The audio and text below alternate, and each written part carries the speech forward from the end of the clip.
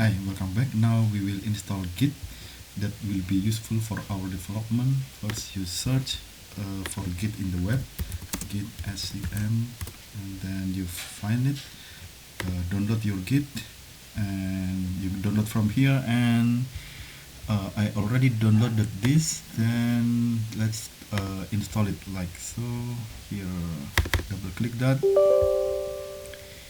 and okay, next. Just okay, that is that with everything. Okay, with editor you can also use this notepad plus plus. Okay, okay, and then next thing is just install everything, the default uh, options. Okay, and then it will install it for you. Okay, that is good. Okay, let's see if we already installed that. One way to see is that you can, for example,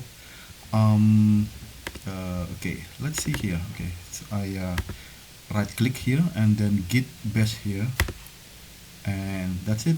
That is your git bash. Okay, another thing, for example, here, right click git bash.